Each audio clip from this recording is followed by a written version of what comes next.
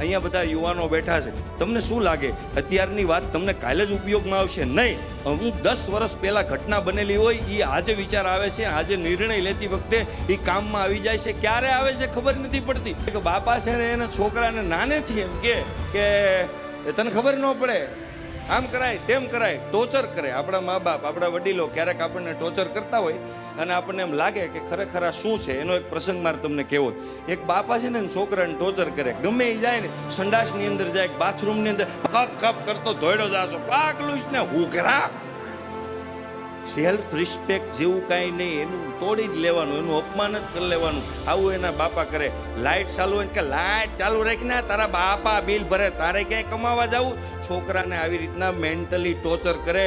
22 વર્ષ સુધી ટોર્ચર કર્યો. કોલેજમાં આવ્યો ને ત્યાં સુધી છોકરાએ નિર્ણય લઈ લીધો કે જીવનમાં દવા પીને મરી જવું, પણ મારા બાપ ભેગું રહેવાનું નથી થતું. કારણ કે આટલી હદ સુધી ટોર્ચર કરવાની. ગમે ત્યાં જાઓ તમે, આમ કરો તેમ કરો, કાંઈ આપણી ઇજ્જત જ નહીં. બાપાએ નક્કી કર્યું કે મારા બાપ ભેગું નથી, છોકરાએ નક્કી કર્યું મારા બાપ ભેગું નથી રહેવાનું થતું, ગમે એ થઈ જાય. 22 વર્ષની 23 વર્ષની કોલેજ કાલને ભણતર પૂરું થયું. એક મોટી કંપનીની અંદર એક મોટું ઇન્ટરવ્યુ હતું. એના બાપાએ મોકલો, હાલે ઊભો થા. તા તો મગજ ફાટે, પણ બાપ રહ્યો એને કહેવું શું? હાલ ઇન્ટરવ્યુ દઈ આવ અને પાસ થઈને આવજે. છોકરાએ પથારીમાં જ નક્કી કરી નાખ્યું કે બાપા તમે ભલે મને ગમે એટલું કહો, બાકી મારે નાપાસ જ થવાનું છે. કારણ કે હું નાપાસ થઈને કેનેડા અમેરિકા વયો જવાનો છું, પણ તમારી ભેગો મનથી એણે કીધું તમારી ભેગું રહેવાનું નથી થતું. કારણ કે આ કોણ સહન કરે રોજનું? ઉઠીને તરત આ કરવાનું, આમ કરો ને તેમ કરો. મજાની વસ્તુ. છોકરો ઇન્ટરવ્યુ દેવા માટે ગયો, નાપાસ થવા માટે. લોકો પાસ થવા માટે જાય, આ છોકરો નાપાસ થવા માટે ગયો. એન્ટ્રી કરતો હતો, બિલ્ડિંગની અંદર એન્ટર થયો. સામે ઇન્ટરવ્યુ દઈને બધા યુવાનો આવતા હતા. પૂછવા લાગ્યો કે પાસ કરે છે કે નાપાસ? એ કે બધાને ફેલ કરે છે. એ કે તો કામ થઈ ગયું, હાલો આપણને ફેલ કરશે. રેડી. ઇન્ટરવ્યુ દેવા માટે જ્યાં દરવાજો ખોલે, મોટા મોટા ઓફિસરો બેઠા હોય, ભાઈ બેસે, એને 2 જ સવાલ કરે છે કે ભાઈ તારું નામ શું છે? એટલે છોકરો કે ફલાણું ફલાણું ફલાણું. મજામાં? કે ઓલરેડી એકદમ આનંદમાં. ઓકે ચાલો, ક્યારથી નોકરી ચાલુ કરો છો? પેલો સ્તબ્ધ થઈ ગયો.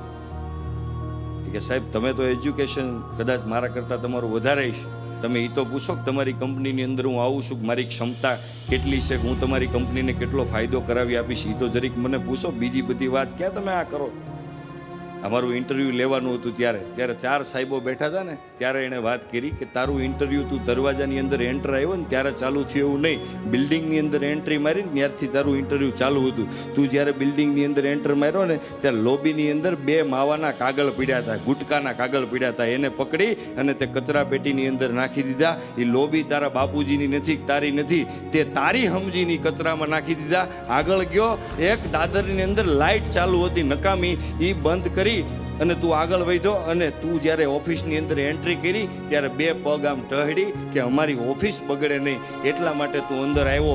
બીજી બધી અમારે જે ક્વોલિટી ડેવલપ કરવાની છે એ અમે બધાય ભેગા મળીને કરાવી નાખીશું. આ સંસ્કાર અમે તમને ડેવલપ નહીં કરાવી શકીએ.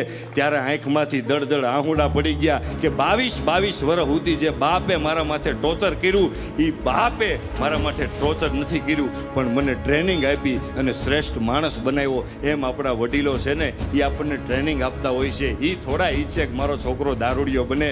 અરે બેવડામાં બેવડો માણા, બેવડામાં બેવડો જે રોજ નશામાં રહેતો હોય, રોજ પીતો હોય, એને માના હમદઈને પૂછવાનું કે તમને આ દારૂ કેટલો વાલો છે? એટલે કે આ દારૂ વાલામ વાલો મને છે. તો એને એમ કહેવાનું કે તારા છોકરાને તું પીવરાવા ઈચ્છે છે? તો એ એમ કે નહીં, મારો દીકરો દારૂ ન પીવો જોઈએ, કારણ કે બેવડાને ખબર છે કે આ વસ્તુ ખરાબ છે. એમ સાહેબ આપણા વડીલોને આપણને ખબર છે કે મારા દીકરાને કયા રસ્તે મારે લઈ જવા. એટલે વડીલો ક્યારેય કોઈ દિવસ ખોટી સલાહ નથી આપતા.